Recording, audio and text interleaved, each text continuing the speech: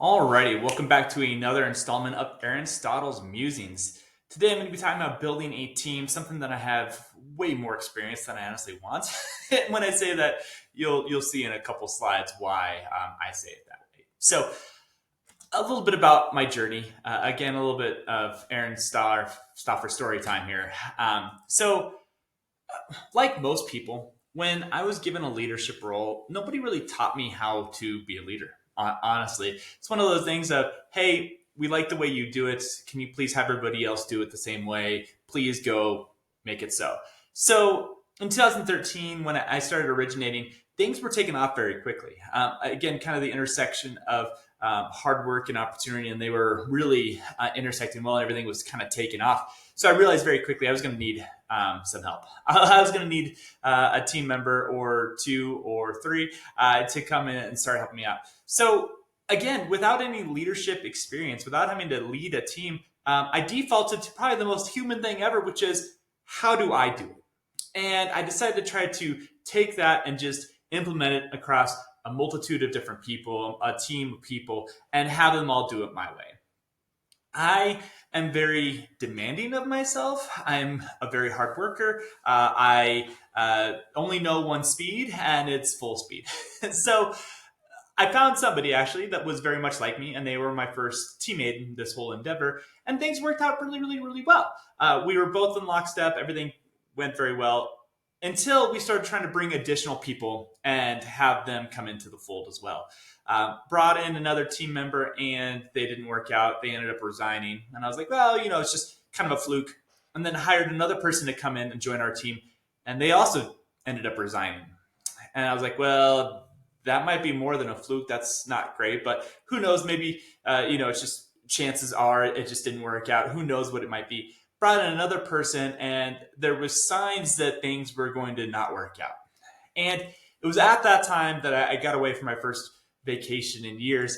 And it's the kind of epiphany that you can only have when you break away. If you ever need to gain perspective, just go away. It's hard when you're staring at the same walls and you're involved in the same rituals and the same habits to get that perspective that you need. Uh, what I found though was that things were not going as smooth as I would have liked. The environment that I had created was really only conducive to one type of person, and that was me and my other teammate. And that's where I had the harsh realization. And again, I was sitting by a pool, reading a book. Actually, didn't have to do with mortgages or anything else. And I was worried about what was going on back home at work, and then it just struck me. The issue, and this is the harsh realization, but the issue was not the people I was bringing into the environment. The issue was the environment I had created. And that was kind of eye opening for me. And in retrospect, like, wow, this should have been really, really obvious. But when you're in the throes of it, when you're on the front line, you don't have a lot of time to kind of gain perspective. It takes getting away to actually gain that perspective. So I realized, all right, it's me, it's the environment I had created. I need to change everything. And I started with my non negotiables. What are the things that I must adhere to regardless? And then from there, I can build from there. And the three things were great, we cannot miss closing. We will not miss closing. We cannot mess up the final figures for a closing, also a non negotiable. And we cannot have any loans denied.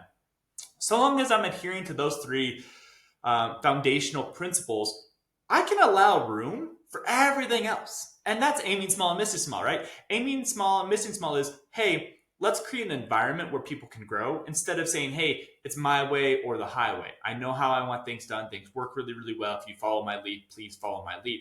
Well, that's not going to be conducive to a team environment. That's not going to be conducive to multiple different personality types. And the more different personality types you can have incorporated into you, the better off your business is going to be long term as well. If you only have the same type of person time and time and time again, well, you're only getting really one perspective. And that can be an issue in your business. So I realized, hey, look, it's the environment that I created. And I decided to kind of start from scratch. And lo and behold, when you create an environment that allows for growth, growth is going to happen. It's shocking, right? So all of a sudden, started anew, started from scratch. Those three non-negotiables were our foundation, and then we built up from there. And everything took off. Everything took off. Everything was really, really good. We've created an environment, a culture of love and compassion and patience, and it's wonderful. All of a sudden, we have a team. Everybody's rowing in the same direction. I had thought that the only way to bring out the best in people was to push people to be their best. That's how I grew up. That's how I went about my business. It worked really, really well for me. Why wouldn't it work for a team environment? Until I realized, oh, sometimes you have to allow people to make mistakes. Instead of saying, hey, no mistakes can be made, you have to allow for space to grow. You have to allow for mistakes to happen. And that's exactly what ended up happening. We never missed any closings. We never messed up the final figures. We didn't have our loans denied. But outside of that, people were able to learn and grow. And when you have an environment, a culture of love, it turns out people actually were willing to work harder. I thought to make people work harder, you had to push them. No. If you create an environment, a culture of love, and that's what aiming small and missing small is, like, hey, look, let's focus on the environment. Let's focus on the culture. And then from there, everything else can happen. Again, instead of aiming for like production and trying to aim for production, let's just aim for a culture, an environment that is conducive to growing and learning. And then from there, people will grow and learn on their own. And not just that, but when you have that culture of love, people are actually willing to work harder. Never thought that would have happened. People are willing to work harder because now all of a sudden you're indebted to, you're grateful for the people you're working alongside, and you don't want to let them down. And it turns out that can be a bigger driver than literally anything else can. So that was kind of my journey along this and having to learn how to go about building a team. One book that I did receive that left an impression was Love Works. It was written by Joel Manby. He was a CEO for a number of different companies. He had probably, I think, his longest stint at SeaWorld, which I know is not a great company for a case study. However, it's less about SeaWorld, the corporation, and more about Joel Manby's approach. And he was all about building a culture and environment of love. And he based his culture and environment of love on his religious beliefs, so fair warning. But there's plenty you can get from it without that. And I think you can arrive at the same conclusions without that tilt as well. Again, not leading the witness. I won't tell you where I fall in that spectrum, but that's where Joel went. And his whole obsession was, since he worked for SeaWorld, the guest experience. This quote sums it up perfectly. The enthusiasm of the guest experience, again, that's his priority, can never rise any higher than the enthusiasm of your own employees. I think that's brilliant. He said, hey, look, aiming small and missing small. Instead of aiming to have a good guest experience, what drives that guest experience? Oh, having happy, engaged employees. If I can have them be excited to get to work, they're going to take care of the guest experience on their own. That's aiming small and missing small. Instead of aiming for making members happy, which is my whole bread and butter, my whole purpose in life, right? No. Well, if I create a team of love, if I can create a team of team members who are all very happy and enjoying what they're doing and want to fight and work hard for the people next to them, they'll in turn take care of those members that I really want to serve. So I can drive them hard and say, hey, you got to demand perfection. That's the only way we can have the best member experience. Or take care of my team members, take care of my employees, and they will naturally take care of that member. That's aiming small and missing small. And I think that's why that resonated so much with me. Love is patient, trusting, truthful, and selfish and forgiving. Who would not want to work in that environment, right? Joel Manby also talks about the Socratic versus autocratic route. Autocratic, that's kind of where I was when I started off, which is my way or the highway. I know how to do this. I know how to do this job. I've been doing it well for last X amount of years. Let's just follow my lead. Let's go. Or 2 heads are better than 1, 3 heads are better than 2, 4 heads are better than 3. Socratic method. Let's challenge each other. Let's push each other. Let's ask questions of each other. Let's drive each other through a group mentality instead of, hey, just following this one individual. And I love that. I think that's perfect. And Socratic method is definitely where me and my team ended up. So you realize, okay, great. I want to create this culture of environment of love, this culture of love when I build my team out. But what traits do I look for when I actually want to hire somebody to that team? Barry Habib, I think, did the best job of this. I have yet to be able to improve upon this list. I think it's pretty perfect. So Barry Habib, in the mortgage world, he's a legend. He created MBS Highway, which is mortgage-backed securities highway. It's a platform lenders use to figure out what's going on in the bond market, so they can figure out where rates are going to go. Right. MMG is another big company like that. But Barry Habib, he takes a little bit of a what Brian Buffini would refer to as an immigrant mentality, an immigrant approach, which is, hey, look, there's opportunity all around me. I'm going to take advantage of that opportunity. I'm going to work hard. I'm going to take advantage of the opportunity that lies before me, and I'm going to make the best of the situation. And Barry Habib kind of goes about it in that same way. And Money in the Streets, he tells his story of being raised. Wonderful story. If you ever need a kick in the pants, great book to read. So in his book, he talks about some traits that he looks for whenever he's looking to hire somebody in the mortgage industry. It works, I think, in real estate as well. I think it honestly works in any technical sales position. So number one is initiative. You want somebody that has that drive, that is a self-driver. You don't want somebody that you constantly have to say, hey, great, here's what's going to happen today. You may start off that way, but eventually you want to get to the point where they know going in what they need to take care of. And they know what's going to need to be done tomorrow and the day after and the day after that. And they can just drive their own selves. But they are taking care of it. You don't need to give them a lot of direction. They want to take control of it themselves. Next one is aptitude. Again, we work in a technical sales position, right? We work in a technical sales position. First part is technical. You have to know the guidelines. You have to know the different disclosures, the different regulations. If you're in the real estate side, you have to know the real estate contract, all of those disclosures. You have to have at least the ability to know that information. You're not going to start off knowing it, obviously, but you have to have the aptitude, the ability to learn it. So that's the technical side. Second side is the sales side, which is attitude. We only want to work with those who enjoy doing what they're doing, right? We only want to work with those who are happy working where they're working. So attitude is a big one as well. You need somebody that has a positive attitude. Again, if you have a positive attitude and you take care of that positive attitude, they will in turn take care of everybody else that you need to take care of. So focusing on, again, aiming small and missing small, that is very small. And then sense of urgency. That one feels like it might be kind of out of place amongst these other ones, but again, I think it's critically important for what we do. The stakes are high. If my team knows, if you ask them, hey, what happens if you don't do your job correctly? I think all of them would say simultaneously, somebody could be homeless at the end of the day. Yeah, our job is critically important. If we do not do our jobs correctly, somebody may be homeless at the end of the day. And that is simply not okay. Sense of urgency is critically important. It also goes with sales, right? I've got some referral partners that say, oh yeah, I use Aaron. One of the biggest reasons why is he's always available. I have that sense of urgency ingrained in me. I joke that in sales as well as in sports, the best ability is availability. The best ability is availability. Critically important. I know I go with the assumption that if somebody reaches out to me, I was one of several names, and I need to be available to be able to answer those questions and help them quicker than anybody else can. So sense of urgency is critically important. Again, I looked at this list. I'm like, I don't think I can improve upon it. I think all four of these are critically important. I think if I only had these four characteristics, I could work with everything else. Another book that I've talked about a few times is Good to Great. In Good to Great, Jim Collins talks about the ideal work environment. And he's got a more macroscopic scale. He's looking at, hey, what does it take for a business as a whole to be good? But every single one of us has our own business. Every single one of us is our own brand, right?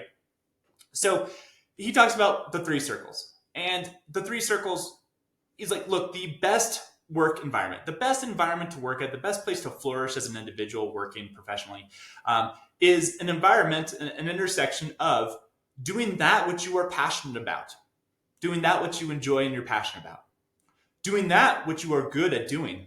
In his words, can be the best in the world at, right? But again, he's got a more macroscopic scale. But doing that which you are really good at. And the third piece is doing that which you can make a living with.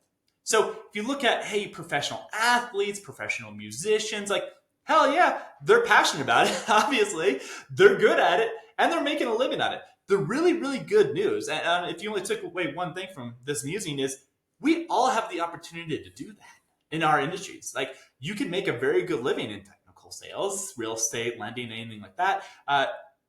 Hopefully you're passionate about it, right? We don't typically do this job unless we are. And then three, we can be very good at it as well. Like, we're all set up so that we can actually have this exist in our personal lives. So a really great takeaway, really important. And from there, you can figure out, look, do I have the right people on the bus? Do I have the right people on the bus? Are they passionate about what they're doing? Are they good at what they're doing? And can they make a good living at it? I'm less concerned about the third one, making a good living, because at least in our industry where it's commission driven, right?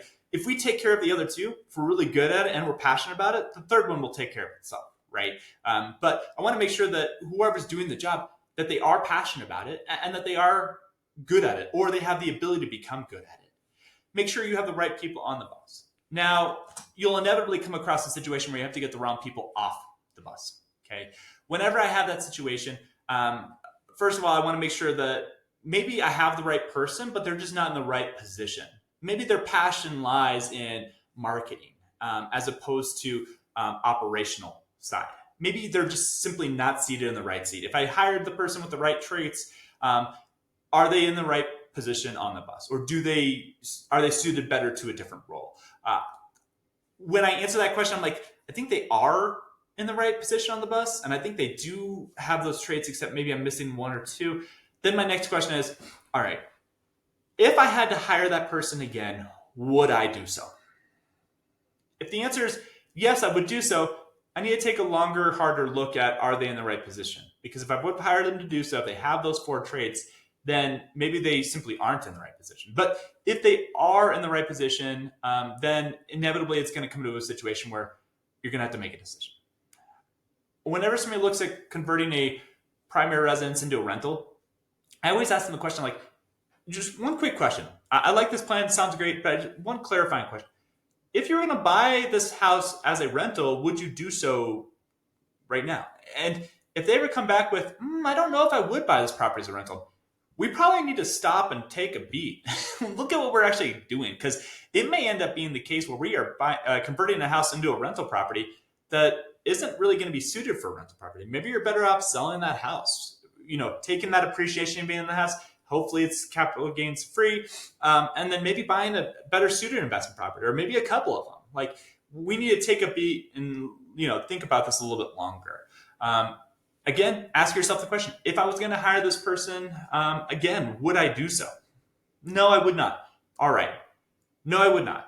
Are they seated in the right place on the bus? Do they have the traits that we're looking for? Do they have the passion and the ability? And then kind of work from there. So that would be my approach to that. But I'm looking to hire somebody. Inevitably, people ask the question, like, do I hire somebody with experience or no experience? There's advantages and disadvantages to both, right? If they don't have any experience, there's some good in that you're going to be able to make them like yourself. There's no bad habits you have to break. You can kind of mold that clay like you'd like. It's going to be a bigger investment, but also potentially a bigger payout as well. The downside is they're not going to give you an immediate boost. So the critically important piece with no experience is you want to make sure you're hiring somebody when you want to, not when you need to. When you need to, it's too late. And it's going to take you, any new trainee, it's going to take you a while to train, to get them caught up to speed, to actually have them become a benefit. Whenever I hire a new loan officer assistant, I tell them, like, look, I know full well it's going to be a couple of years before you actually start to learn this job well. I'm planning on that. So I need to hire them when I want to, not when I need to. When I need to, it's already way too late. So plan on it being bigger time suck. Plan on it being more resources required. They're not going to give you an immediate boost. How about with experience? Well, they may have bad habits that you have to break. Whenever Elevations Credit Union hires an underwriter from a different organization, inevitably we have to kind of reprogram them a little bit. Like, hey, look, this is how they did it at ABC Big Bank. This is not how we do it at Elevations Credit Union. Let's do the Elevations Credit Union way. So there's going to be some bad habits that need to be broken. There's also likely going to be some professional baggage that they're going to carry with them. We all have baggage, right? There's probably more baggage if they come from the same sector or the same industry as you are currently in. But we're all going to have some kind of baggage that we're going to carry with us from job to job. Outsider's perspective may help. That could be one big advantage. And they also can give you an immediate boost, potentially. They can come in and fairly seamlessly start to at least give you some kind of boost. So that's more of a, I need the help, I don't want the help. Now, what's going to ultimately be best for you? You have to take a mirror and look really hard at yourself. And it can be very challenging to do. But if you look at yourself and you're like, I've got this job down pat. I want somebody that can do what I do and just help me out with it. Perfect. I would say, great. You want somebody with no experience. One, you're kind of complete on your own. You want somebody that can learn all your skills and then hopefully take over some of those responsibilities. Perfect. If you look in the mirror and you're like, Yeah, no, I'm not a complete person professionally. There's holes in my issues. I've got some people that are very good at what they do, but they're not very good at the operational, the process side. Okay, great. We probably need to hire somebody with some experience that does have that professional capability, the process, the operations component of it, so that they can make you a complete individual on yourself. Somebody that can hold you accountable in that situation. Keep in mind that bad inputs will always have bad outputs. And that's a tricky thing. If you do not have the ability to do something and you try to train them to do it, it's not going to work. It's simply not going to work. You probably need to bring in some outside help to help you get them there. So yeah, that's kind of what I'm looking for when I decide like what's ultimately going to be best for what we're trying to do. Then the next question becomes, what structure do I want my team?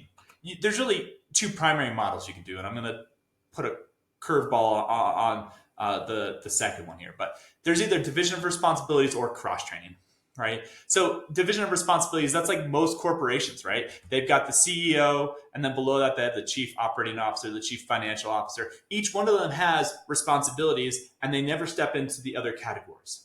Might be probably better for scale. If you're really trying to scale up and make this a huge behemoth of a program, perfect. Having your person that's in charge of operations, having your person in charge of marketing, having your person in charge of sales, like having individuals that really key in on all of those can be really good, but it's going to be better on scale. The other problem with this model is you're going to have to spend a lot of time and energy creating a team environment, because when people are responsible for their own unique world and they don't ever allow somebody else into it, it can create a lot of isolation. It can make it so that everybody feels like they're on an island every day. And that's not a great environment to be in. If you've ever been there yourself, it's not a great environment to be in. So making sure that you're spending a lot of time and energy and resources in building the team cohesion, because that is going to be rather important. The advantages, it may allow folks to focus on that which they are best at, right? So that could be a positive advantage of this model as well. Other option is cross-training.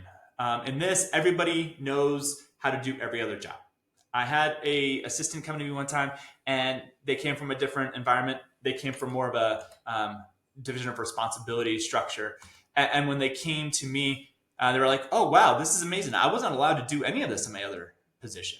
I always felt like I was kind of like half of an assistant because I wasn't allowed to do anything else. I'm like, that's exactly why I like this model. Like everybody can be the best version of themselves. True. They can also be an expert at certain things as well. This does not preclude that. However, they are also able to do everything else. So on our team, for instance, I've got a couple different social media platforms, and they each are the experts of their own.